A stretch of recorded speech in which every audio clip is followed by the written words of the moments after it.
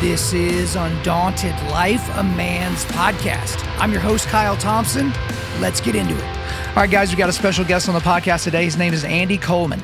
He is the president of the Christian Emergency Alliance. That is a ministry that is committed to helping biblical Christians stand under hostile cultural pressures.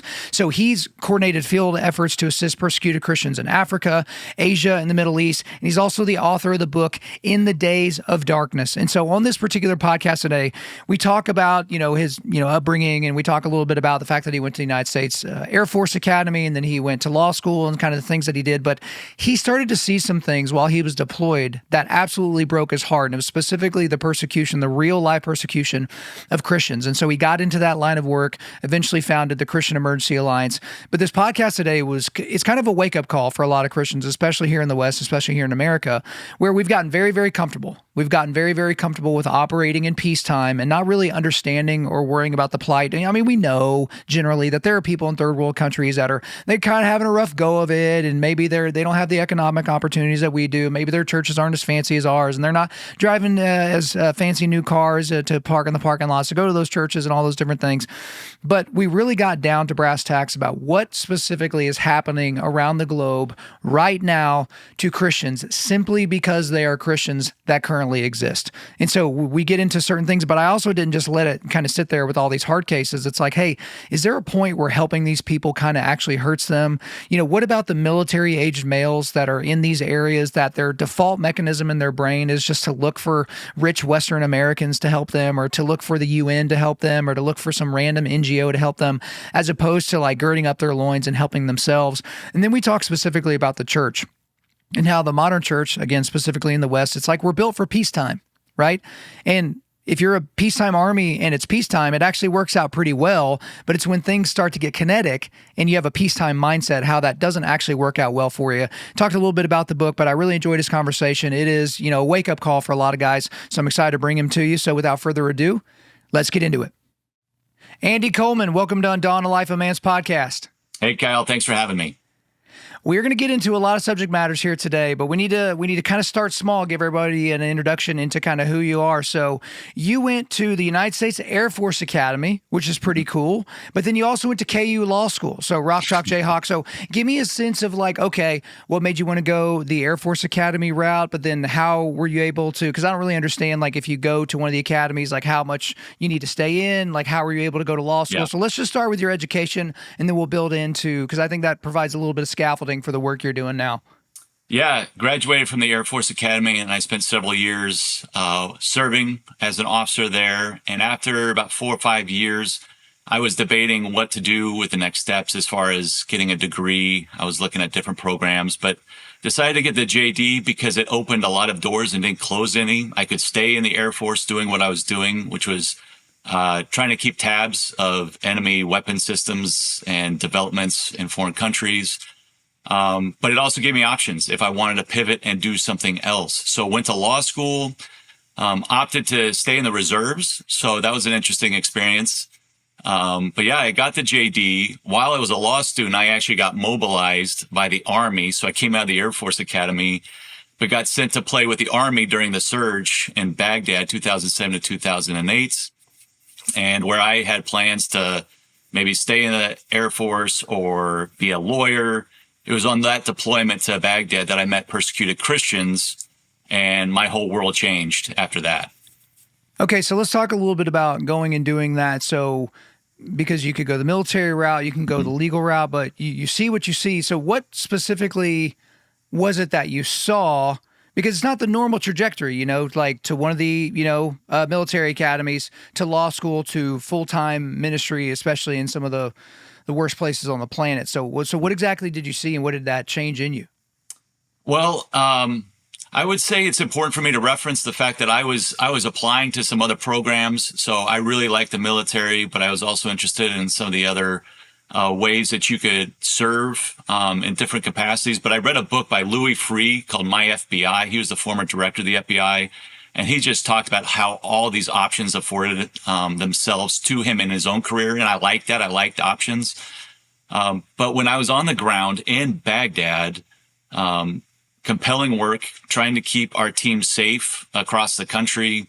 And so I was looking at Baghdad. I was looking up north. I was looking all around.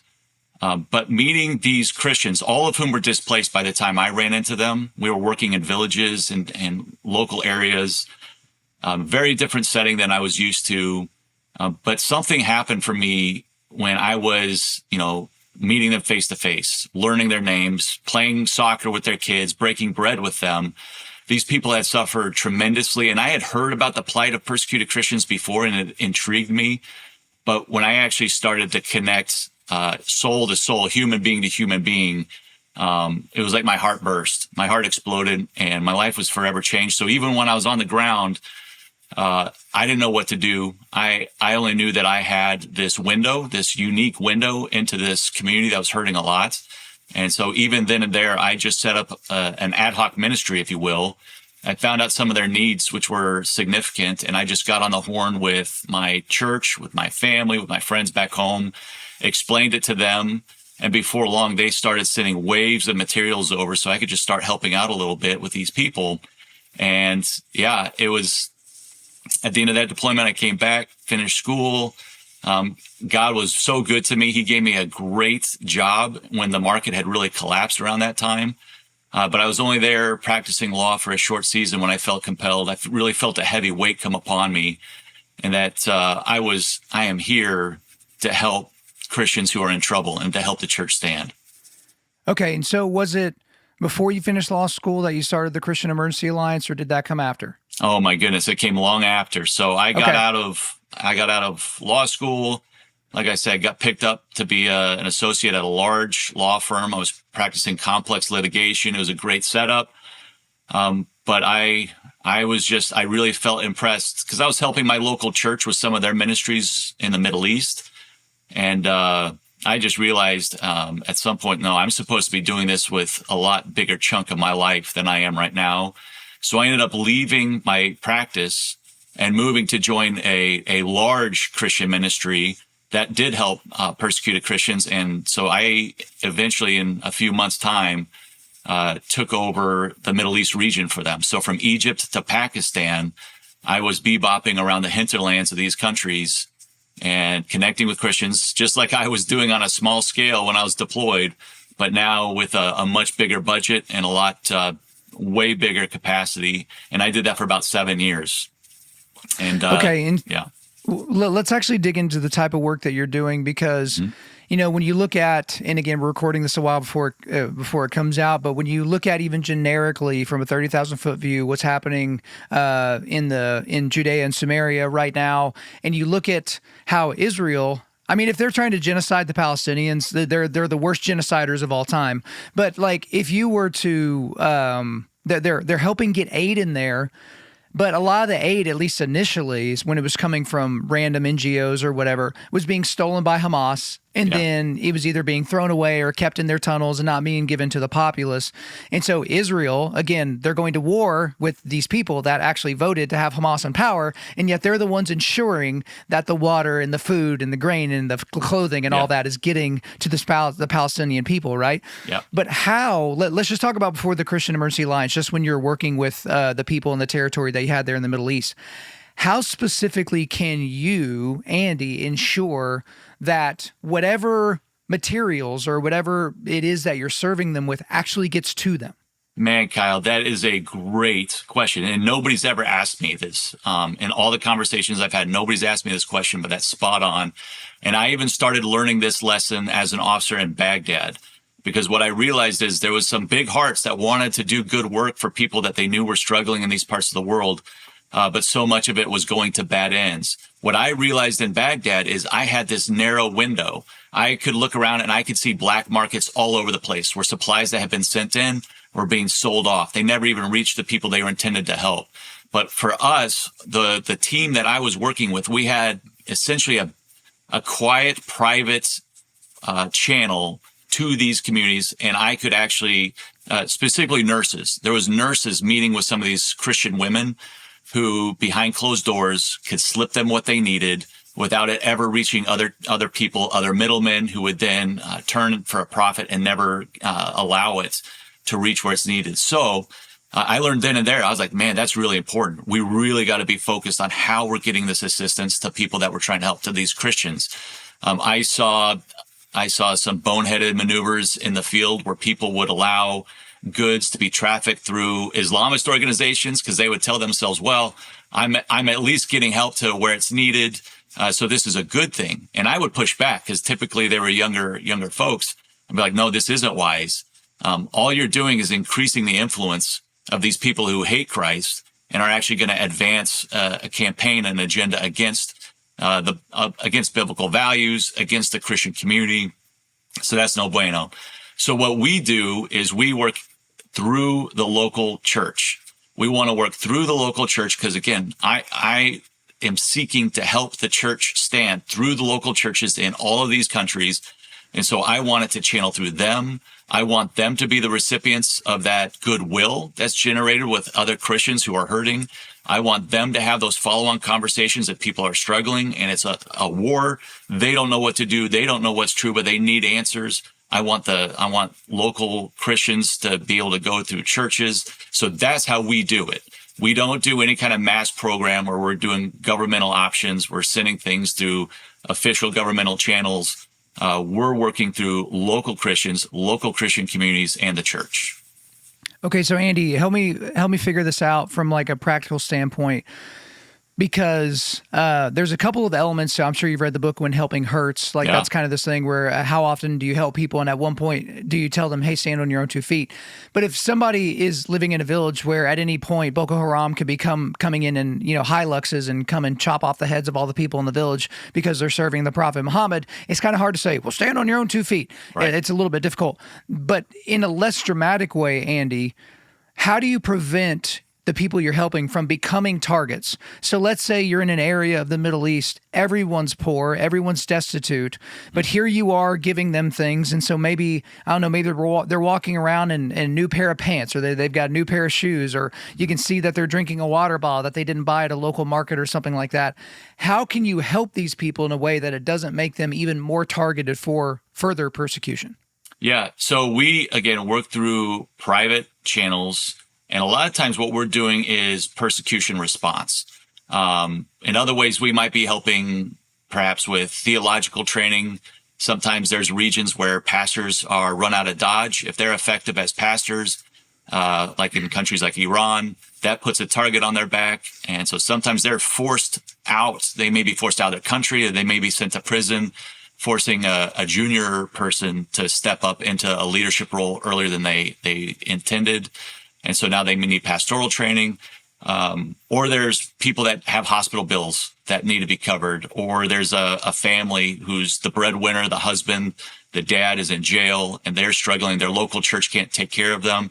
We'll help in that. So you won't ever see a lot of times like New Jeans or anything like that puts a spotlight on these communities. We're trying to help where they're vulnerable, where they're in need. And this is another important point.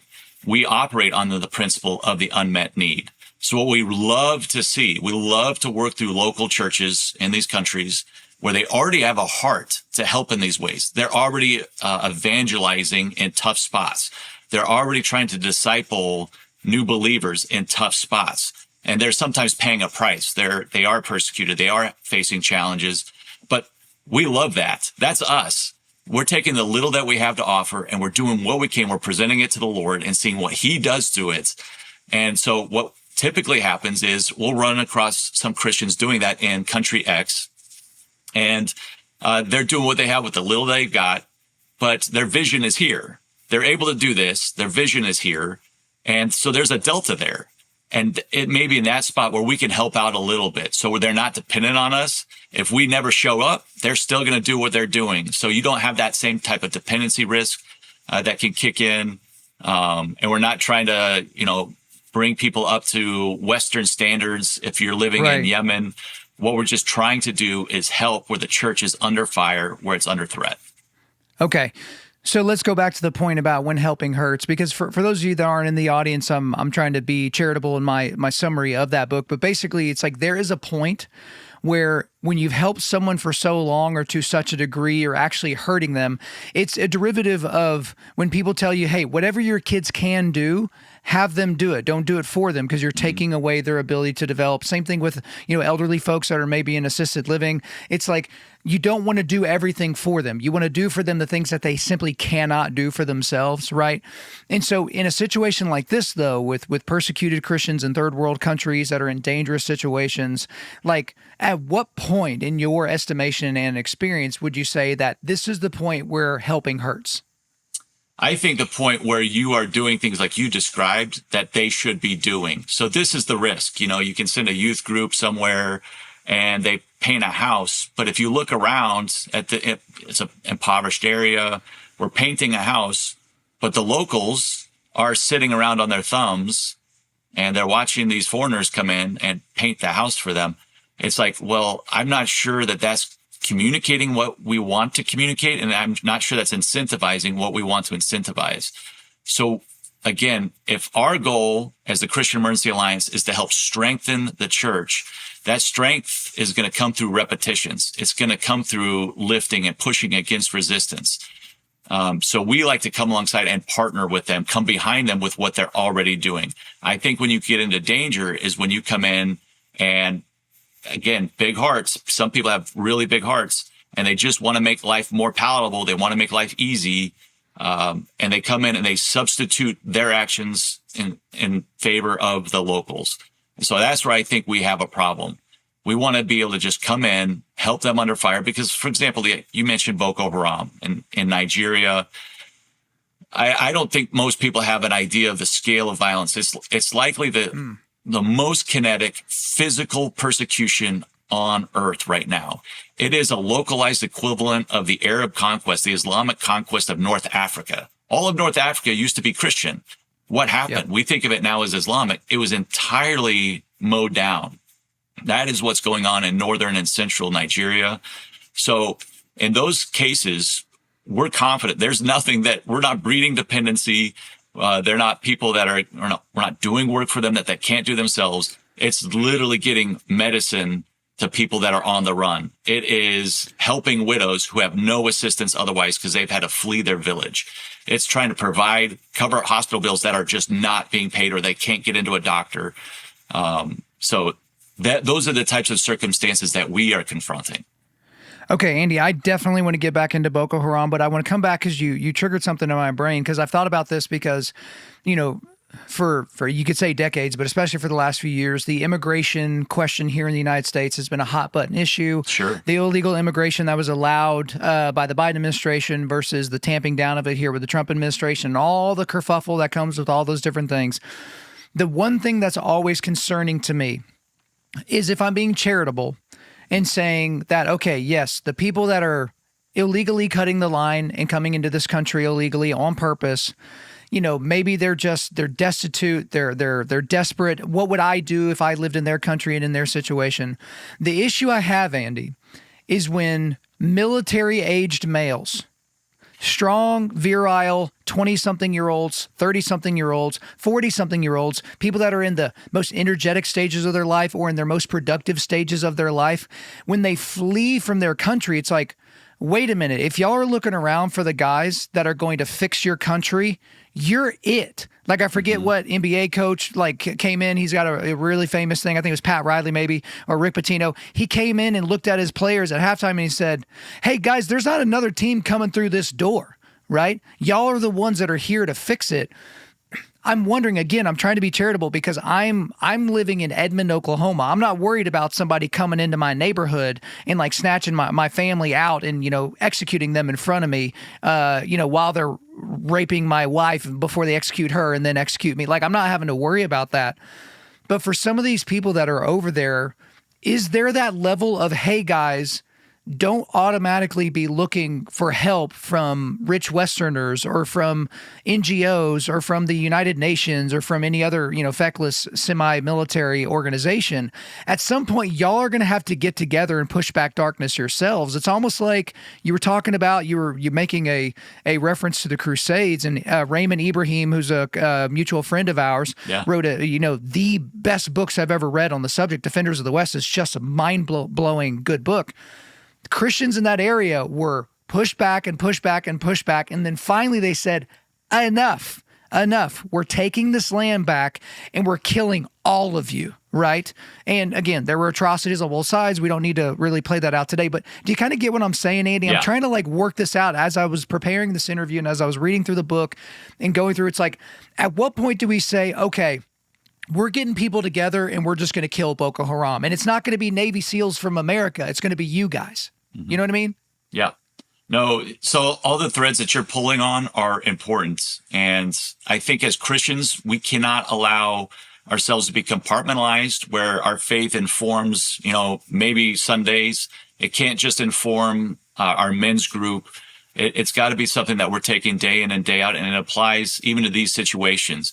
And so with that in mind, what I would say is when it comes to what we've been seeing as far as illegal immigration and just immigration, period, we as Christians have to recognize, no, this isn't okay.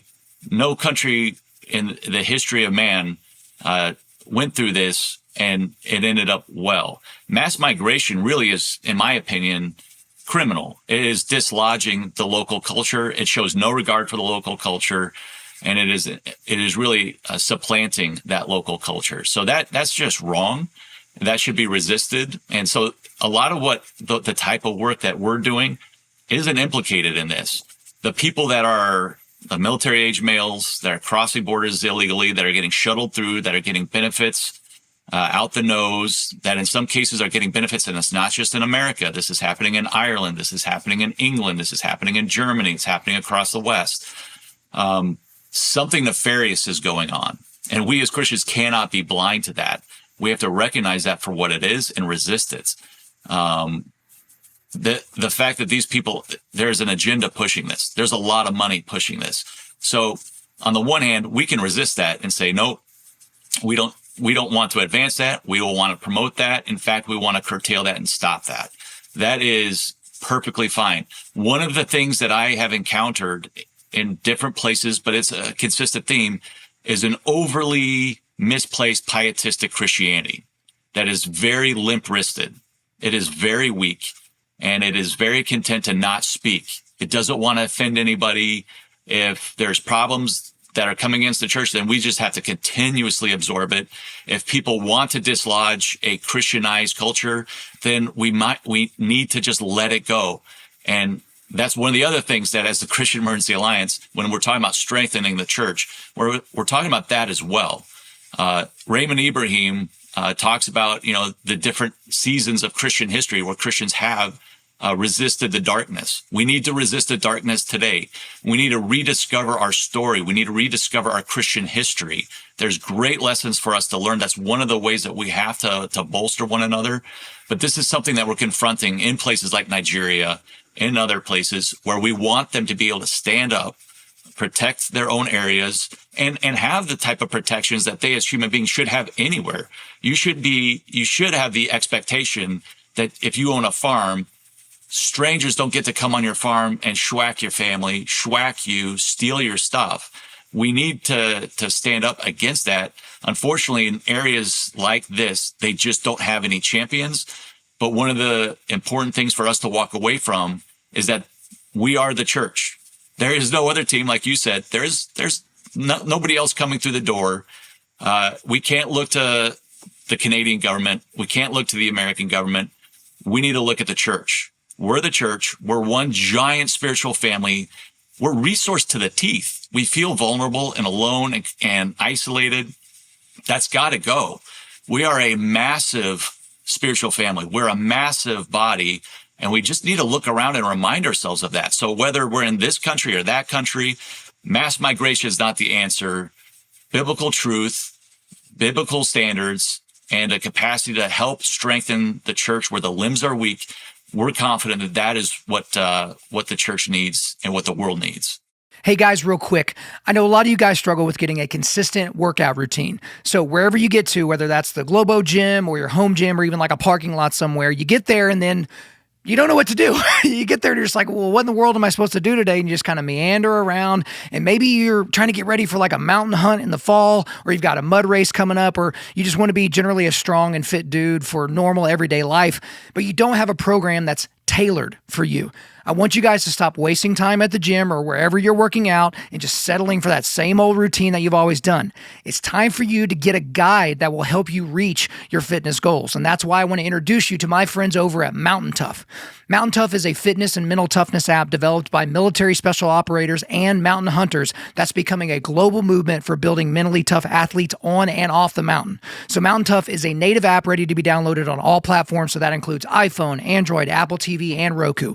Once you sign up and download the app or access the website, you immediately have access to literally hundreds of exercise programs and thousands of workout videos. Thousands, okay?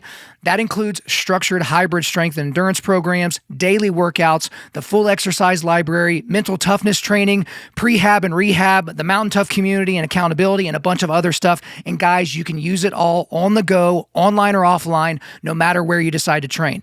Just getting started? No problem. They've got programs for beginners. Have minimal gear or no gear? All good. They have minimal gear and bodyweight programs. Wanting to get into or maintain elite level fitness like me? They've got you covered with programs for top tier athletes too. And guys, for a limited time, Mountain Tough is extending Undaunted Lifers like you an incredible offer. Go to mountaintough.com. That's MTNtough.com and enter the code Kyle when you sign up for a monthly plan to receive your first month free after your 14-day free trial.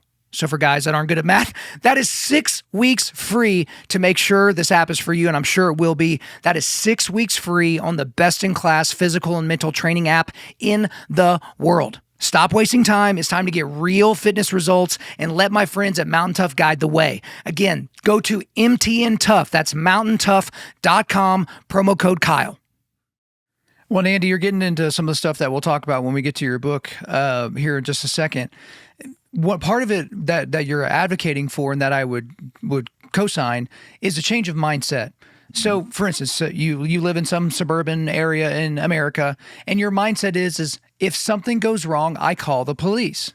But then someone like me comes to you and says, just asks you some questions and says, hey, do you know what the average response time for 911 is here in the United States of America? They'll probably say no. And I'll say it's roughly 7 minutes is average response time. But if you live in a larger area, you might get a busy signal. If you're in Los Angeles County and you call 911, you may get somebody on the horn after being on hold for over an hour. And then, so in a situation like somebody's breaking down the door, right? So in a situation where seconds matter, help is at least minutes away. So it's a mindset shift when you're like, no one's coming to save me. Yeah. No one's coming to help. There is no cavalry that's on the way. I am my first line of defense. And for me personally, Andy, I'm not going to outsource my violence to the government. Now, if something's happening and the government can help me as a force multiplier, absolutely. Like, I don't need to be John Rambo. Like, yeah, come on over. We'll fight this together. But there's a difference between resisting darkness and pushing darkness back. Yeah. Because when you resist darkness, that's implying that you're allowing them to push on you and allowing them to lean on you and, okay, allowing them to do a little bit. No, when we're pushing back, it's an offensive mindset as opposed to a defensive mindset. But I was kind of floating into the world of the philosophical, and I forgot to ask you. So how do you transition from this organization that you're working with to the Christian Emergency Alliance? Because I want to kind of get a sense of like, okay, how did that transition go? What does the Christian Emergency Alliance do? Because we will link to it in the show notes so you guys can check it out. But then I want to talk about specific things that are happening because of specific groups around the globe. Well, I think one of the things that the Christian Emergency Alliance does that's a bit different is we are a smaller Christian ministry.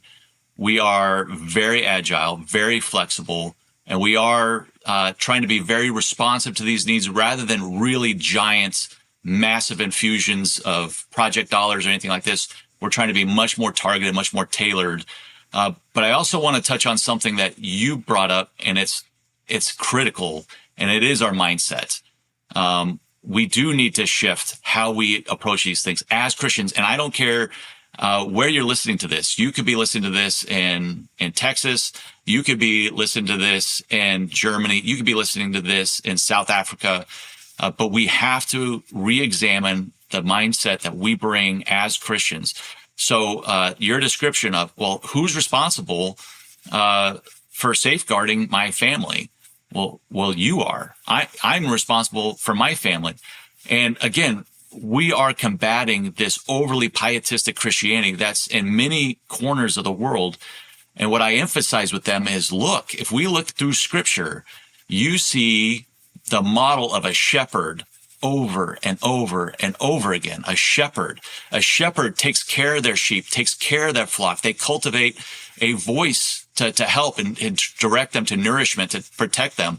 But they also develop capacities and voices for the wolves, for the bears, for those that would target them and hunt them down. So we need to remember that. We need to recall that. Again, it's like flexing or exercising muscles that the church just hasn't used for a very long time. We're weak, we're flabby, we're soft, but that's okay. As long as we start to come to terms with where we're at, then we can make gains. We can start to exercise them. We can grow stronger. The other mindset component that I am talking about over and over again is what I call a spiritual hunter mindset.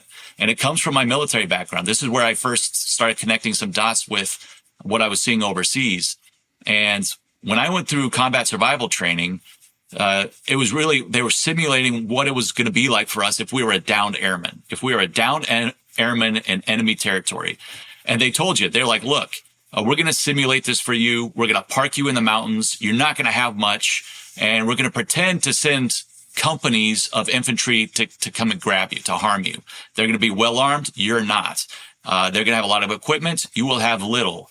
You're going to be probably cold. You're going to be wet. You're going to be scared. You're going to be tempted to roll up in the fetal position and just die. But the trainers would be like, you're not allowed to do that. You're not allowed to do that. Instead, here's what you're going to do. Instead of looking around at all that you don't have and bemoaning that and, feeling sorry for yourself, here's what you're going to do. You're going to start taking stock of all that you do have. All right, yeah, you're cold, lonely, you're out there, you're scared, but what do you have? Well, I've got this 550 paracord. Okay, well, that's just some rope. Well, what are you going to do?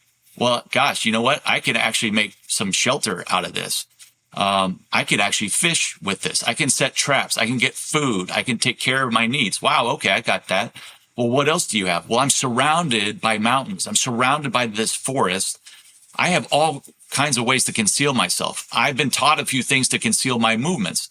Yeah, they may be heavily armed, but they may have no clue where I am, and I know where they are. I've got this stuff, and all of a sudden, it's like it just flips on us. You suddenly are going on offense. Yeah, you're vulnerable. Yeah, you have a lot stacked against you, but you're actually taking the fight to them. And spiritually, that's what we as Christians need to do. Yeah, there's a lot of problems in the world, lots of problems. There's a lot of areas where the church is weak, where we need biblical values to be reasserted. But all of those problems are opportunities for the church to engage. And as soon as we start taking stock of that, wow, we've got a whole lot of believers, and those believers are in every country on earth. We're backed by the God who created and sustained all things. We are armed to the teeth with truth. We have all of these resources and opportunities that we need to deploy. And so that is a key thing that if you can grasp that as an individual in your community, if we could do that across the board, it'll be a sea change as far as the church's response to the problems, to the darkness that's engulfing us. And so that's what you set up with the Christian Emergency Alliance, right? Is basically getting all those resources in the same house under the same roof and kind of pointed in the same direction. Is that fair to say? Yep, that is. Okay, very good. And again, guys, you can check out more about the Christian Emergency Alliance in the show notes. But I do want to talk about things because there are misperceptions, Andy, about what persecution looks like. Mm-hmm. Because people that don't know any better here in America, they think persecution is, I posted a scripture on Facebook and someone left a, sarcastic comment. I'm being persecuted. Yeah. Right. Or, maybe it's a soft persecution, like at their job, right? They allow Pride Month displays to be at people's cubicles and all that. But if you put a cross and a Bible on your desk, it's like, hey, we need to not be so judgmental and bigoted. Can we please put that away? So that's not fun. Those aren't fun conversations and things to deal with, but it's not the same type of persecution. But please describe for our audience, because our audience, I bring this information to them, Andy, but we get new listeners every week. So there's probably somebody that this is their first interaction with Undaunted.Life, and so they haven't heard me talk about this before. But when you think about Islamist groups, which are Muslim fundamentalist groups, ultimately, like Boko Haram, like Al-Qaeda, like Hamas, like these different groups, in the people in Syria, with al-Jilani and who's basically leading that country. And, they're not just taking out your rival Muslims, they're taking out Alawites, they're taking out Christians, all those types of things. Give us a sense, just generically, what is going on around the globe and who are the perpetrators of this evil? Yeah, so persecution comes in many different forms. It can be the most violent type attacks that you could conceive of. It's carried out by different actors, but one of the things that we try to be intentional about is unveiling some of that, because some of it is mysterious, so we don't know what's going on, and when you don't know, your fear can ratchet up. But persecution can come from top down or bottom up, and what I mean by that is top down. It could be carried out by the government. In some countries around the world, the government has policies in place to shutter the church, to prevent evangelism or any kind of growth of the church. And that's where you'll see, you could see that in the Soviet Union or the Eastern Bloc countries up until the 80s. You still see that in countries like China, Iran, and these places where the government has sanctioned church activities. And there's interesting ways when it's top down that the church can still grow. There's a few tricks that we need to learn from one another, things that have worked well in some of those settings, that as the temperatures tick up in Western countries, hey, we need to figure those out. Those tactics worked well there. We may need to deploy them in these streets over here. When you have bottom-up persecution, that's where most of the persecution's not so much coming from the government, but really from the community. It'll come from your family. It'll be your parents. It'll be your brothers and sisters. So that happens in some Muslim majority countries. There's some of those that the government doesn't get too hot and bothered if you decide to convert and follow Jesus Christ, but you better watch out because your uncle or your aunt's coming for you. And that gets really nasty. People will disappear. There's honor killings. People will be subject to torture and abuse in an attempt to reconvert them to their original identity. And then you also get hybrid scenarios where you get the worst of both worlds. And that's where you get a lot of persecution from the community and you get a lot of persecution from the government. And it's very challenging for the church to advance there. And yet, the church can advance there. So we need to figure that all out. Now, here's the one thing I will say, and I've gotten pushback. There's people that are very knowledgeable, very thoughtful, that disagree with me on this. But I want to caution Western Christians because, are there going to be some knuckleheads out there that do something silly and then they get schwacked on the knuckles and they cry persecution and it's just everybody rolls their eyes? Yeah, that does happen. Are there just some minor grievances, some minor pushback? Somebody rolls their eyes at you because you put a Bible on your desk. Yeah, that's just kind of people being people. But I do want to caution Western Christians on this. Persecution falls on a spectrum. And just because it's like crime falls on a spectrum, just because my sibling didn't get murdered, but I got pickpocketed, that I can still call that pickpocketing a crime. It's not all the same. I don't want to equate the two. I don't want to conflate them, but that is still a crime. And one of the things I do see in the West is we can be too quick to dismiss things that we need to pause about. And so when it rises to the level where somebody might be prevented from earning an income, when they get kicked out of their job, it's not just the eye roll, but now they're prevented from working. Things like that, we need to recognize that for what it is. And I would say that is persecution. And here's why. When I was working in very difficult countries, I would typically ask local Christians, if I was just conversing with them, hey, hypothetically, I'm going to give you two options and you tell me what option you want. Option number one is you take a savage beating. You get taken to the grill. You're losing teeth. You got broken bones because of your faith in Jesus Christ. That's option one. Option two, none of that happens, but instead you lose your job. What would you rather have? And almost without fail, they would say, give me the beating. Give me the beating, because if I can't provide for my family, then I'm done. And there's a whole other element of persecution called smart persecution, which really suppresses the Christian witness in a village, in an area, by just these types of tactics. It silences, it squeezes out the church, and they recognize that. And they're like, I'll take the beating any day, but don't persecute me by taking away my ability to provide for my family. So as in the West, we need to recognize that too. And when we start losing jobs, when Christians are losing, opportunities, it's okay to start speaking up early. It's not the same as heavy-handed persecution in Pakistan. Yeah, we get that, but we should be able to recognize it for what it is and speak up early and not hesitate on that. Well, I think you're speaking to something here because I've heard Joe Rogan say this before, but it's the worst thing that's ever happened to you is the worst thing that's ever happened to you. And so for some people, the worst thing that's ever happened to them is their child was beheaded while they watched. And for other people, it's that they were fired from their job because a reason that's not justified, I guess you could say.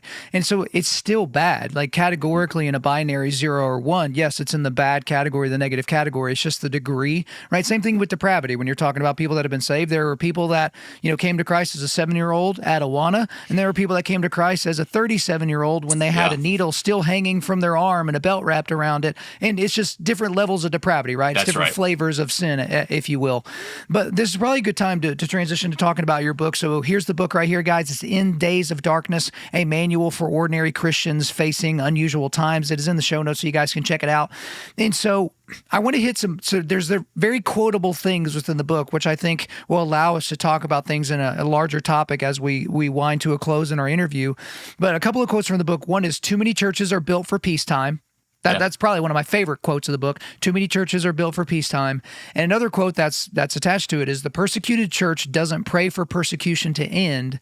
They pray for strength to endure.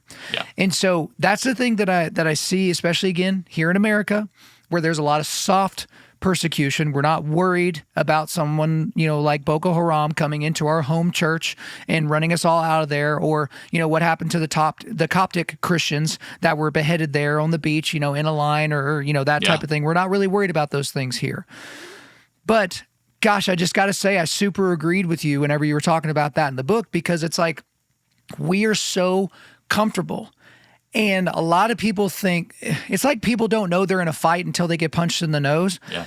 For me personally, Andy, I want to know I'm in a fight before I get punched in the nose, because I've seen enough fights end after one punch that I'm not going to give somebody, the chance to do that. I remember MMA fighter, a UFC fighter named Chael Sonnen. He's like, the only people that agree with the idea that don't be the first one to throw a punch are people that have never experienced violence before, because the fight could be over after that first punch.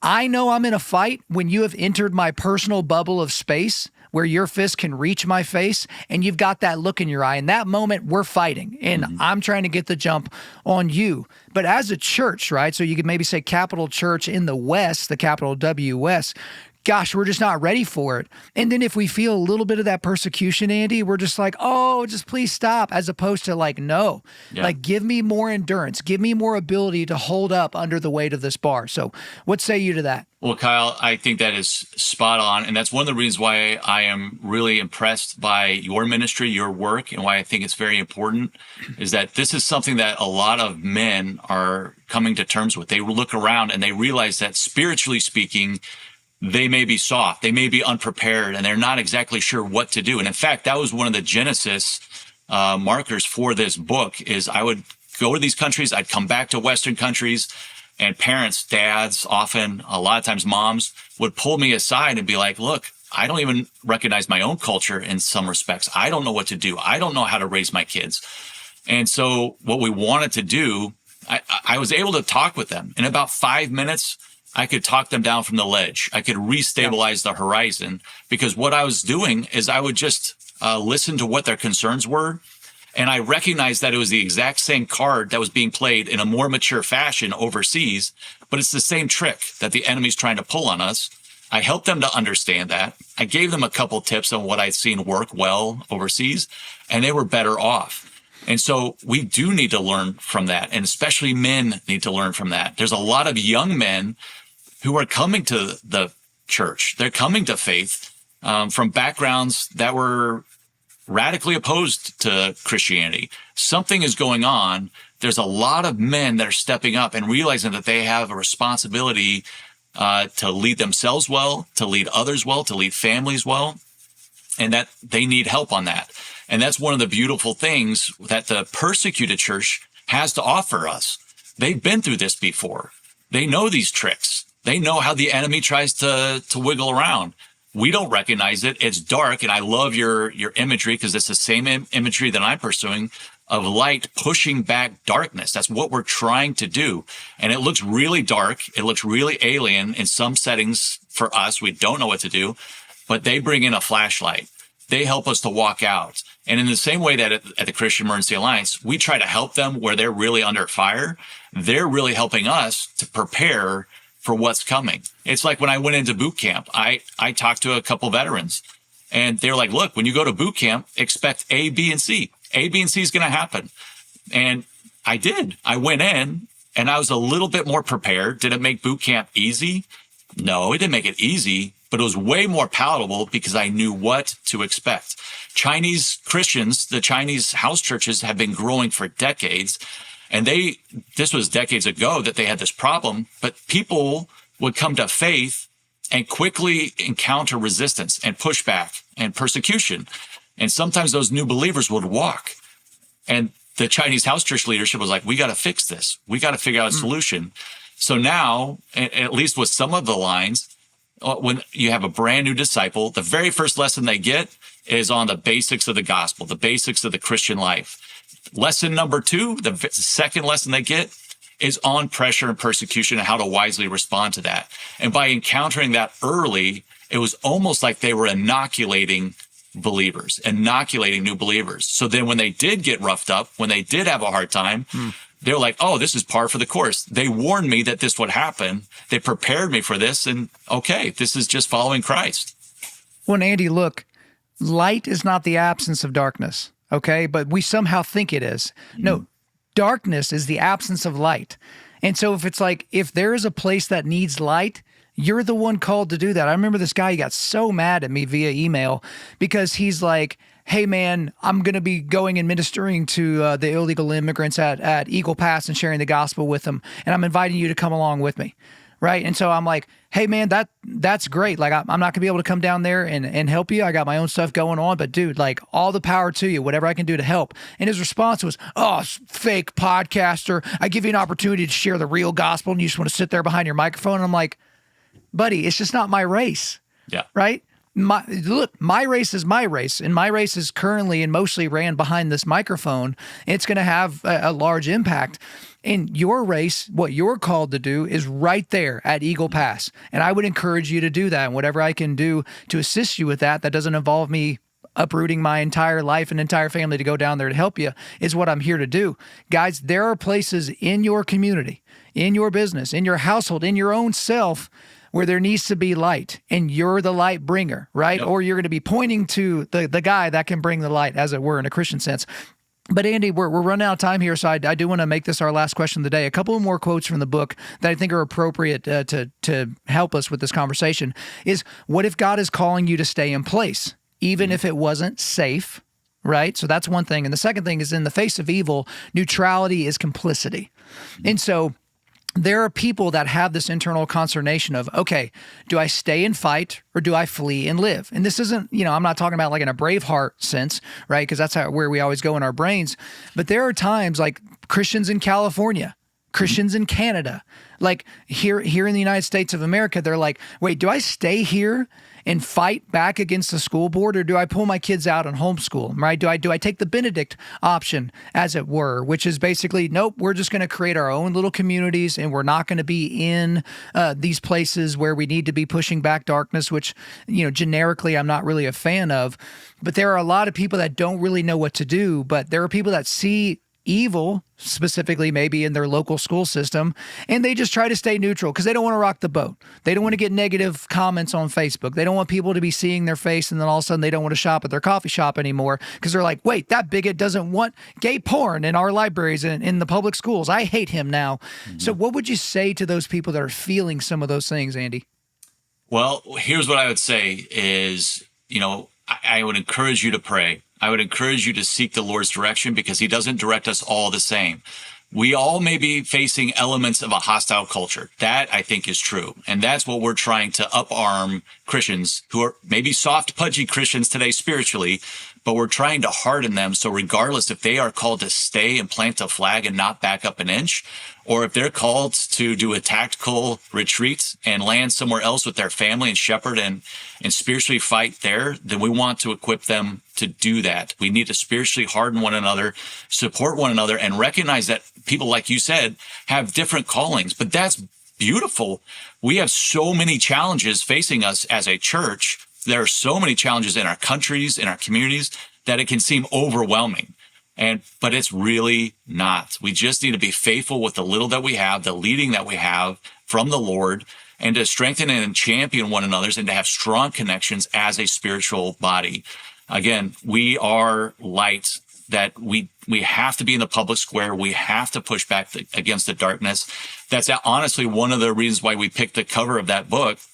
That's actually an ancient painting, or it's a few centuries old, by Rembrandt. And that is a picture. It's dark. It's gloomy. But what that picture actually is, Rembrandt painted that. It's of the young Holy Family. That is Joseph and Mary and young infant Jesus. And the painting is called Flight to Egypt. They're scared. They have been directed to flee. And it looks dark and scary around. But you will also notice in that painting that light is penetrating that darkness. They're around a campfire. They're actually well taken care of. The Lord is on the throne. He is directing their steps. God is directing them. God is present.